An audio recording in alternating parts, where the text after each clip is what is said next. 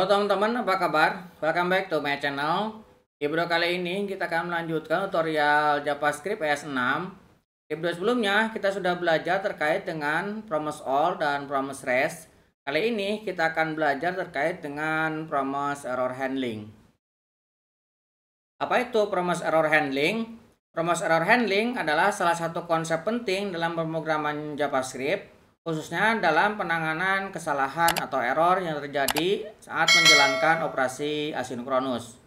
Promise memiliki dua kemungkinan status, yaitu terselesaikan atau resolve, atau ditolak, reject. Jika sebuah promise ditolak, maka akan ada alasan penolakan yang menyertainya. Alasan penolakan ini bisa berupa objek error, string, ataupun yang lain-lainnya.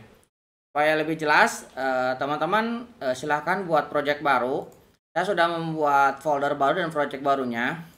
Kita akan membuat file indexnya ya. Pertama kita buat file index.html.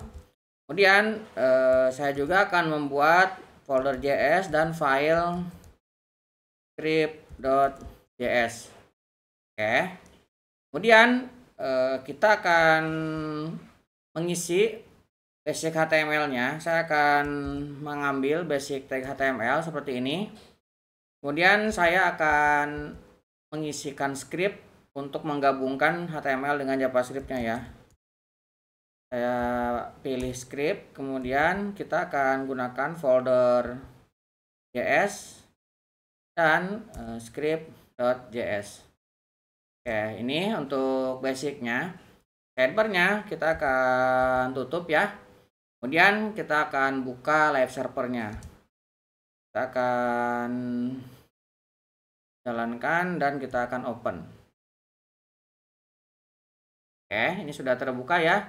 Kalau misalkan kita klik kanan dan inspect, dia akan muncul untuk konsolnya. Ini masih ada error pop iconnya. Kita tambahkan dulu di sini. Saya akan tambahkan sebuah link, kemudian pop icon. Oke, kita coba lihat lagi. Sekarang sudah tidak ada error. Nah, kita akan buka lagi file untuk scriptnya. Nah, di dalam file script kita akan coba buat contoh sederhana untuk normal error. Contoh normal error. Ya, normal error bisa didapatkan ketika sebuah promise ini kita panggil kemudian mengembalikan error ya. Misalkan saya akan buat sebuah function di sini. Misalkan get user by ID. Kita akan kirimkan di sini ID-nya. Nah, kemudian kita akan cek jika tipe dari ID-nya ini tidak sama dengan number, kita akan cek number ya. Nah, kemudian kita buat atau ID-nya ini kurang dari sama dengan 0. Kalau misalkan 0 ke bawah ini akan menghasilkan error. Nah, di sini kita akan kirimkan sebuah throw new error. Misalkan saya akan kirimkan di sini invalid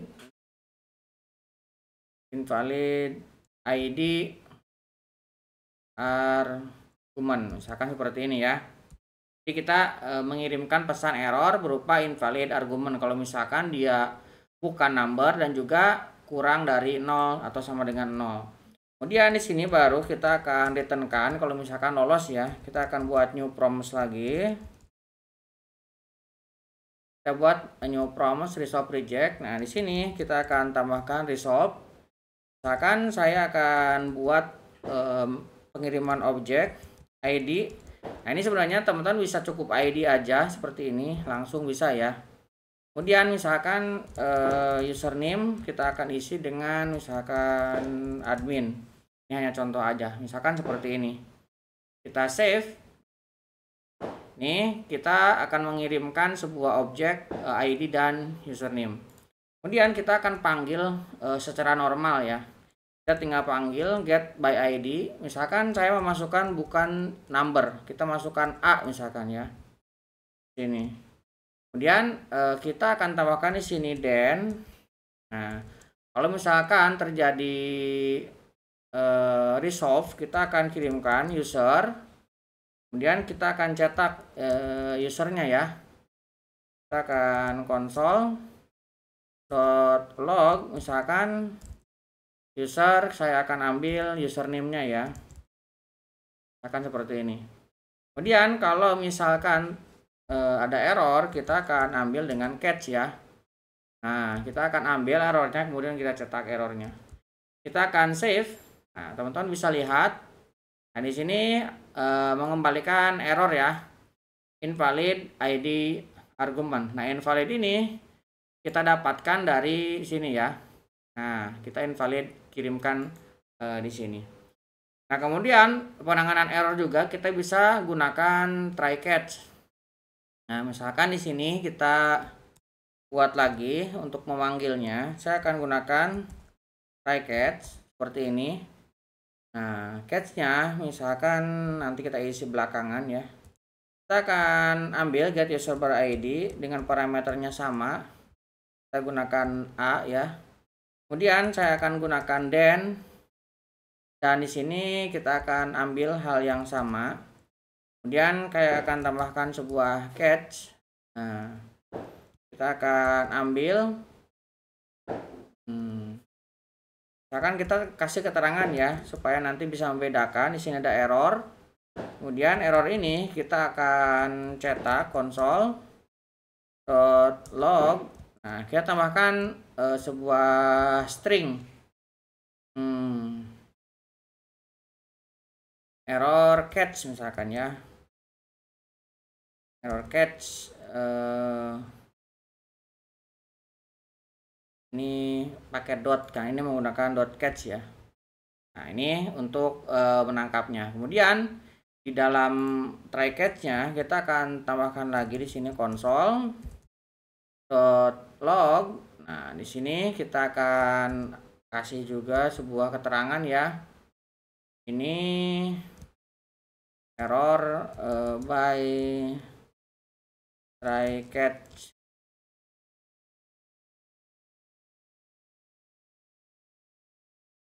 Kita kirimkan errornya. Kita save. Nah, kita bisa lihat ini masih error yang pertama. Karena kalau misalkan JavaScript itu akan berhenti ya kalau ada error. Jadi ini kita remark aja. Ini kita remark, kemudian kita save ulang. Nah, lihat ini yang muncul ada error try catch. Ya, yang di dalamnya ini tidak dimunculkan ya. Nah, yang catch dotnya. Jadi dia akan mengambil yang ini. Nah, itu terkait dengan error normal ya. Nah, kemudian error juga bisa terjadi kesalahan di dalam promise-nya. Misalkan invalid account, ataupun misalkan kredensial invalid, ataupun misalkan koneksi invalid. Nah, itu bisa terjadi. Nah, saya akan kasih kedua kesalahan dalam promise. Nah, misalkan saya akan buat simulasi di sini. Misalkan authorize-nya. Nah, misalkan authorize-nya saya akan buat dia false. Misalkan ini tidak valid ya. Jadi setelah pengecekan ternyata ini tidak valid authorize-nya. Baru kita akan cek di sini. Kita akan buat sebuah function. Misalkan saya buat get user by ID 2. Kemudian saya akan kirimkan juga ID di sini. Nah, kita akan returnkan new promise. Kemudian promise ini akan mengirimkan resolve dan reject. Ini kita akan cek jika tidak authorized, jadi tidak lolos lah ya, menghasilkan returnnya false, maka kita akan kirimkan true. Misalkan kita kirimkan true new error unauthorized, misalkan seperti ini. Nah, kalau misalkan berhasil, maka kita akan resolve di sini. Kita kasih resolve objek yang tadi misalkan ya, ID kemudian admin. Ini contoh kalau misalkan terjadi di dalam promise-nya. Kemudian kita baru di sini saya akan gunakan try catch. Nah, di dalamnya kita bisa lakukan sama dengan yang tadi. Get user by ID 2 misalkan. Ini saya akan kirimkan yang benar 10 misalkan. Oke, kemudian saya tambahkan di sini then kita akan ambil username-nya. Kemudian saya akan ambil catch error. Kita akan kasih keterangan ya. Oke. Kemudian saya akan buat lagi konsol di bagian sini by try catch. Saya akan save. Sekarang kita lihat tuh, kita dapatnya catch ya, unauthorized. Nah, ini kita mendapatkan yang ini. Karena kita sudah ini kalau misalkan unauthorized, kemudian ini kita kirimkan throw-nya. Oke, kemudian kalau misalkan kita memanggil fungsi yang di reject dengan cara di reject ya pengiriman errornya. Saya coba duplicate yang ini. Saya akan copy aja ya supaya lebih cepat. Ini saya coba kasih keterangan yang ketiga, manggil fungsi reject misalkan ya. Kita akan gunakan function by ID-nya 3 misalkan. Kemudian yang ini akan tetap menggunakan ini ya, authorize yang sama. Ini masih false. Kemudian yang di bagian di sininya kita bukan mengirimkan throw, tapi kita akan kirimkan reject. Ini bukan pakai petik ya. Kita kirimkan reject unauthorized seperti ini. Kemudian kalau misalkan berhasil, kita kirimkan resolve dan adminnya. Nah, setelahnya kita bisa gunakan try catch juga ya. Kita gunakan try catch. Kemudian di dalam catch-nya kita akan gunakan get user by ID 3. Misalkan kita kirimkan juga yang benar 10 ya. Nah, kemudian kita akan tambahkan sebuah then, kemudian kita akan kirimkan catch. Nah, dan di sebagian try catch-nya kita juga akan kirimkan errornya ya. Nah, seperti ini. Kita coba save. Nah, ini kita mengirimkan dengan reject ya. Misalkan